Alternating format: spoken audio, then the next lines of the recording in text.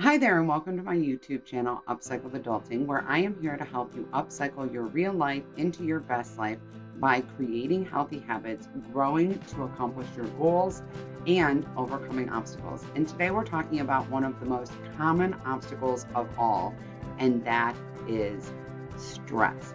We're going to be specifically talking about how to break the stress cycle. Now, don't forget to subscribe because I'm going to be talking about stress for 2 months straight before we start talking about fear, the other huge obstacle that most of us face. But before we get ahead of ourselves, let's go ahead and drill in on how to break the stress cycle. Now, all of us are very familiar with the stress cycle. We've all had intimate experience with it, where we are starting with a baseline stress level, whatever that may be. And then as we add on piles of daily stressors or one-off crises or big stress events, we end up getting closer and closer to our cap. And a lot of us, what happens when we hit our cap is we blow. And what we want to avoid is having that blow up happen. What we want to avoid is doing things inside our stress cycle that actually create more stress down the road. So today I'm going to talk about the healthy ways that we can break the stress cycle and be able to have a higher stress tolerance and more resilience to stress going forward in our lives. The very first thing I want to talk about is how we can lower our baseline of stress. Now, many of us are starting with a baseline of stress that is already elevated. So, what we want to do is bring our baseline of stress much closer to that low stress, zero stress floor. And many of us can't do that. We've grown up our whole lives with a lot of stress. We have a set where we are stressed above our floor, above our baseline. But what happens is having that level of stress means that we are that much closer to our cap, right? So we want to actually, instead of being like this close to our cap, we want to try to bring our stress back down to here. And let's talk about exactly how we can lower that baseline and get back to the lowest level of stress we can possibly have. And what we're going to do that is address things as they come up.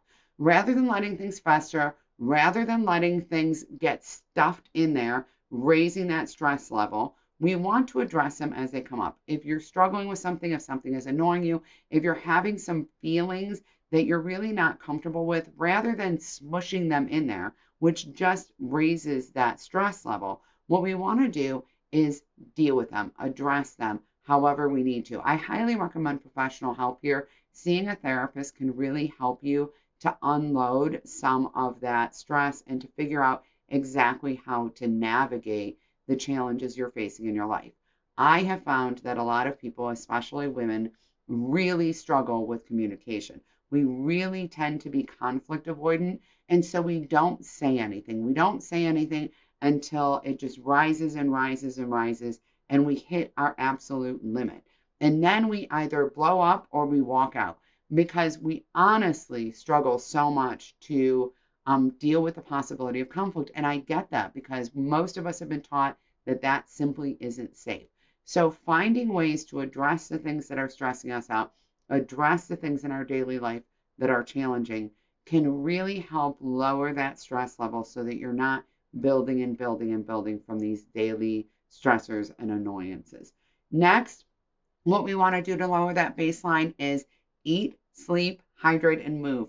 Taking care of your physical health is an excellent way to reduce that baseline stress. Yes, exercise and changing your diet can be stressful in and of themselves. Exercise is stressful to your body. Making these changes can be stressful because, let's face it, change is stressful. Our brains are hardwired against it. But once we're taking care of our health and our bodies better, we feel better. We have more energy, less brain fog, less fatigue. We're less irritable from lack of sleep. And that helps us to show up better and perform better in our lives. It increases our productivity, it improves our relationships, and that's going to reduce our stress.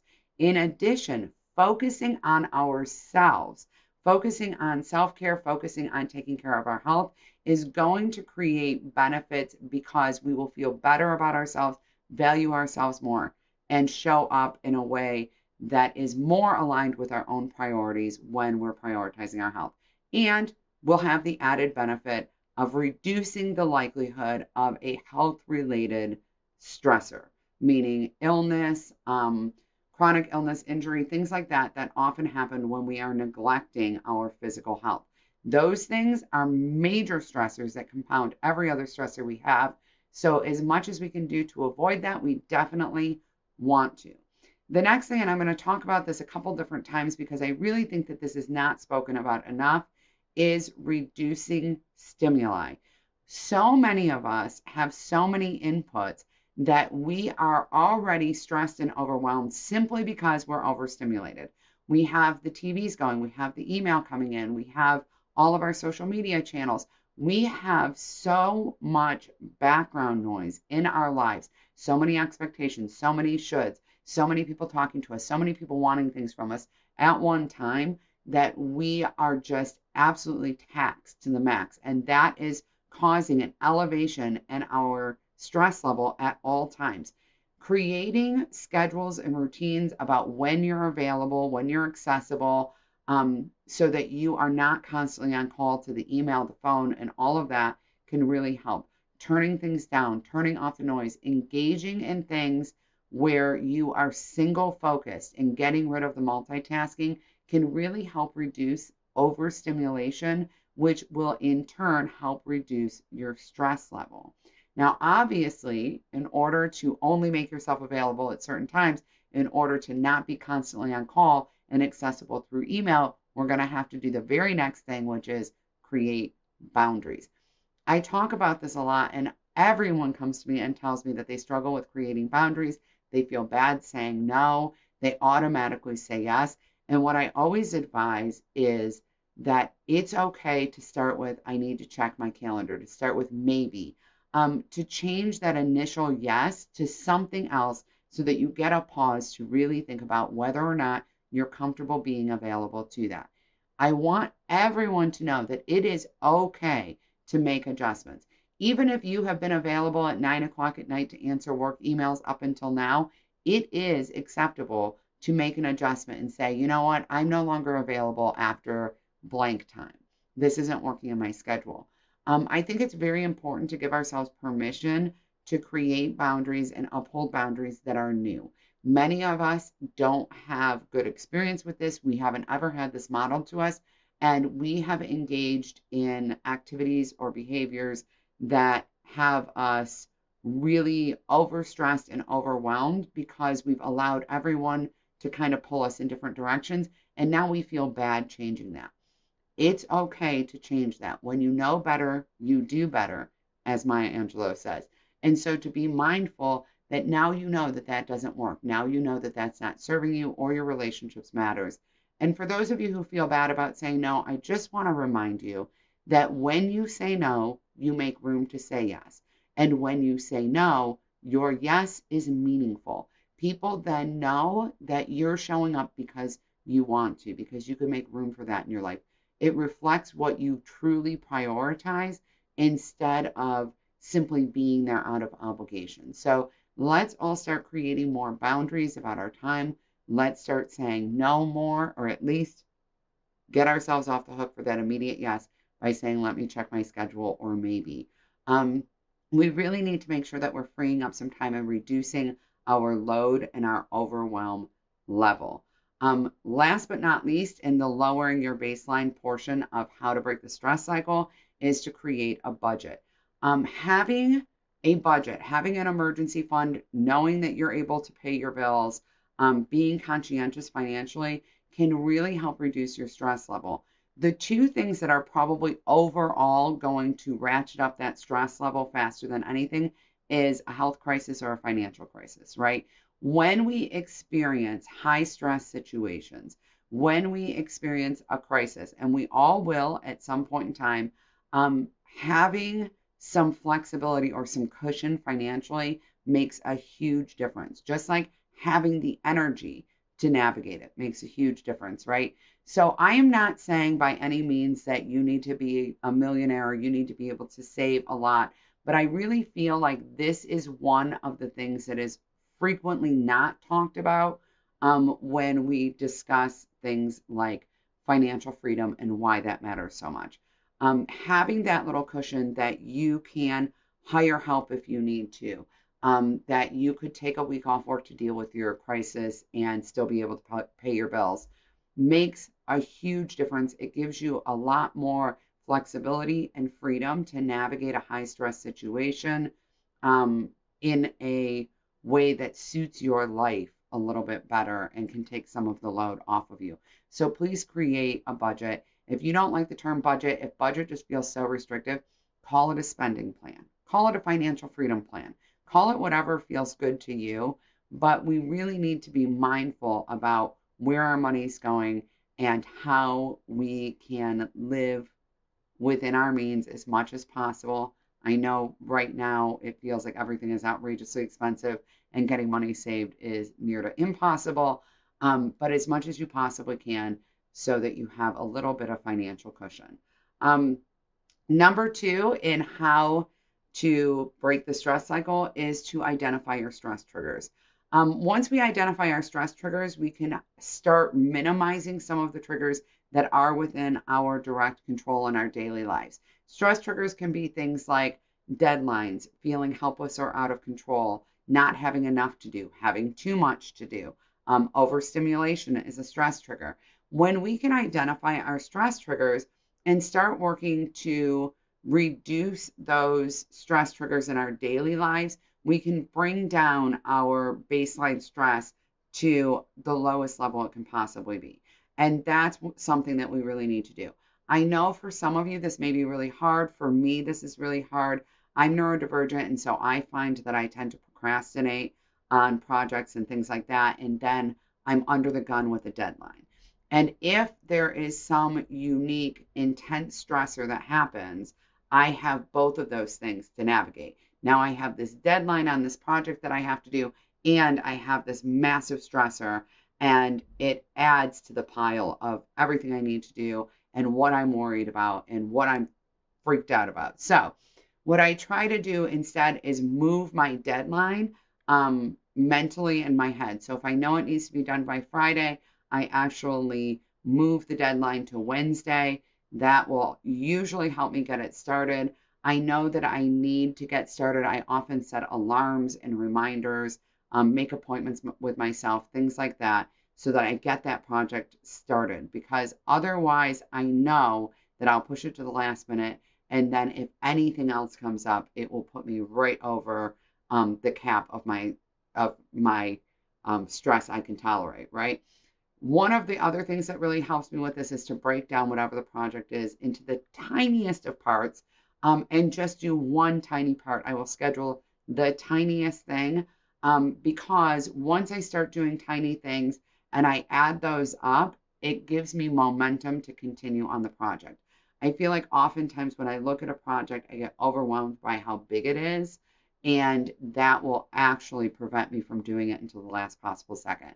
So I'll make little deals with myself that all I need to do is create a document.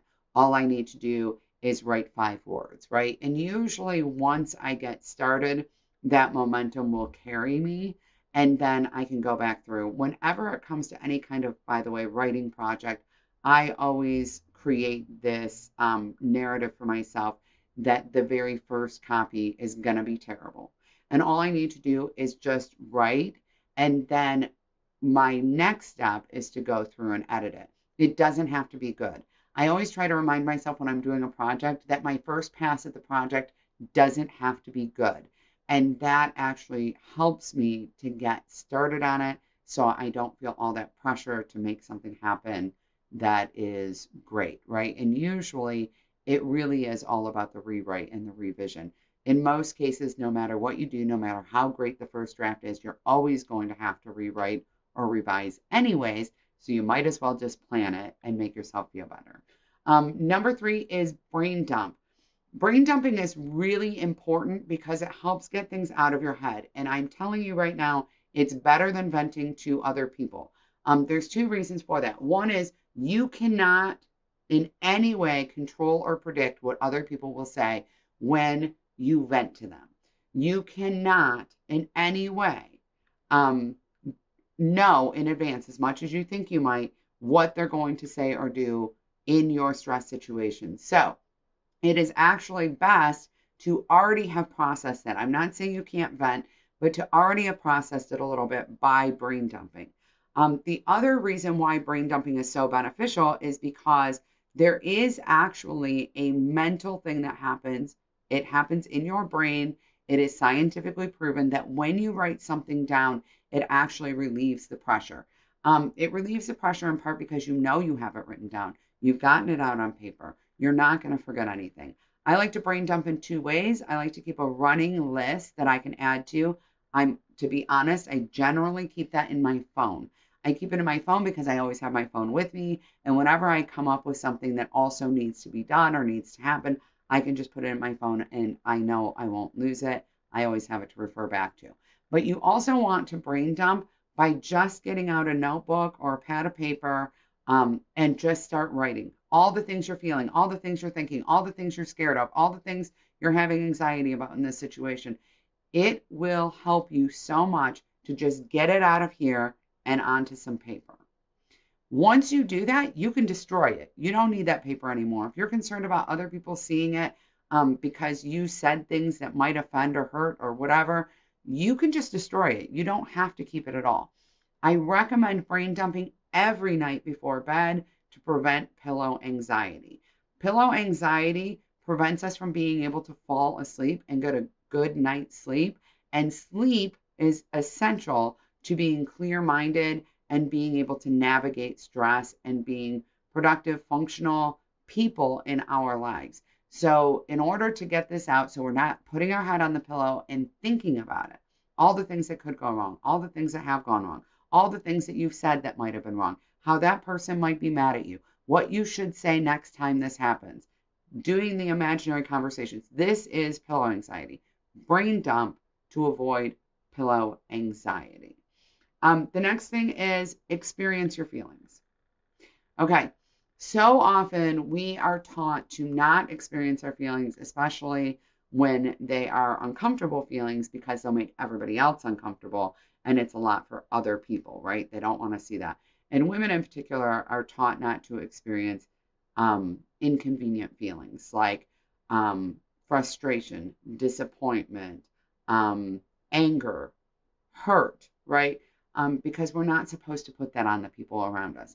I am here to tell you that experiencing your feelings matters. It keeps them from building up, and the build up of feelings in and of itself will increase your stress level.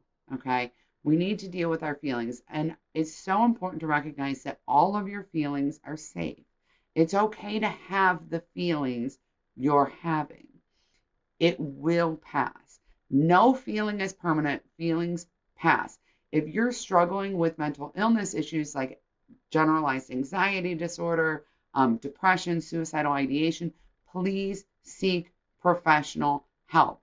If you're feeling sad today, it's going to pass. If you are feeling ongoing sad and you are struggling with connection to your life and you are feeling hopeless, seek professional help. If you're not sure where you need professional help or not, go get it, right? Because it's always better to be safe than sorry. But just know that your feelings come and go. They are not permanent. So you may feel disappointed or frustrated or angry today, and 2 hours from now, something may happen where you feel excited. So I just want to put that out there for you. Experience your feelings. It's okay. Also, just so we're clear, it's also okay to have more than one feeling about the same thing. I think a lot of times we feel guilty when we have more than one feeling about the same thing, especially if we expect ourselves to be excited or happy about something. I was just talking the other day to my granddaughter about this. She's starting a new school, and she is both nervous and excited, okay? And those two feelings go together a lot. That happens a lot. When you're doing something new, a lot of times you're really excited about it, but you might also be nervous. You might also be afraid. You might also be disappointed in how things are going. And that's okay. Don't shame yourself about that. There's no reason to feel guilty about what you're feeling. Acknowledging your feelings will also help prevent them from festering, and it will help prevent you from behaving in a way that is not safe or appropriate, right? Meaning just because you feel angry and you allow yourself to experience anger doesn't mean that that it's acceptable to blow up on somebody or call somebody names or get physically um, violent with them, right? And we are much less likely to have that happen when we are actually addressing our own feelings rather than letting them build up and boil over and blow up, right? So go ahead and embrace your feelings and understand that all feelings serve a purpose and that they will pass. And if you are concerned about them passing or how long you've been experiencing it or how severe your feelings are, make sure that you seek professional help. The next thing is to engage in healthy alternatives. One of the things that I've noticed about myself and other people is that when we're higher in stress, we're not at our lowest stress level, so we're mid-range to high stress, we tend to engage in unhealthy behaviors that will cause us stress in that moment and in the future. Um, some of these may be addictive behaviors like gambling or substance use. Some of them may not be addictive, like drinking more but not having a drinking problem. Eating, emotional eating is a big one. Shopping is also a big one. Things like that, where what happens is we are leaning into these unhealthy behaviors. And what's actually happening is we're doing it because we are dopamine seeking. So I think it's important to recognize that this is a physiological thing. Your body is experiencing a high level of stress hormones, and your body wants some of the good stuff, right? Your body wants some good hormones or um, some good neurotransmitters. So your body starts seeking dopamine and things like that.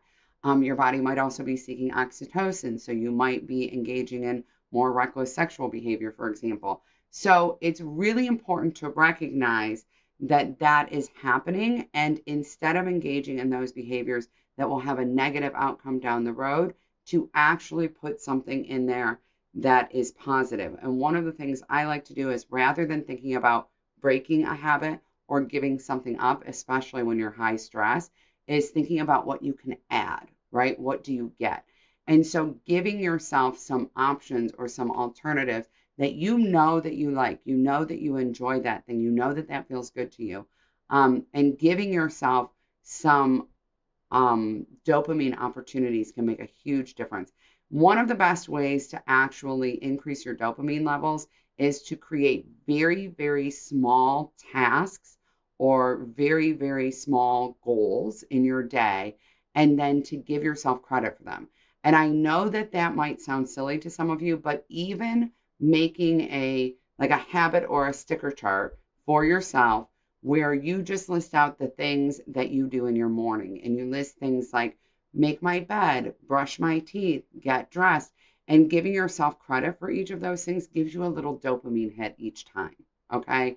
So that's a way to actually get some of those good, happy hormones and chemicals flowing in your body without doing things that are reckless or that will cause increased stress. Some other things that we can do that are alternatives are get outside, get moving, get physical. One of the things that really helps me in this situation is to do a project around my house. I feel so good when I've done a project. Now, I'm going to warn you that you want to keep this project small, doable. Look for things that you could do in 15 minutes or a half an hour. You could say, I'm just going to clean this shelf in my linen closet. I'm just going to tidy this shelf, right? And allow yourself to feel really good about making that progress. One of the reasons that I have found that house projects helps me is because one of my triggers, one of my stress triggers, is a messy house. If my house is messy or my house is cluttered or my house needs cleaning, that automatically elevates my stress level. So when I do something like just straighten up the pan cupboard, right? Or purge one shelf of my pantry, I feel like I'm lowering one of my stress triggers, And 2, I've accomplished something, so I get that happy dopamine hit that I feel good about. The last thing that I want to mention here is that sometimes we just need to complete the cycle. One of the ways that I like to describe this, because I think that it helps to actually have this analogy, is stress is like a rubber band. So what we want is we want our stress level to be in the range where the rubber band is either limp or it's just pulled to its natural shape. Okay. What happens with all of these things where we're talking about your baseline is elevated, you're overstimulated, right? It's pulling your rubber band out. Okay. Now we all know that rubber band's only going to go so far. It's only going to go so far. Okay. So there are 2 things that we can do.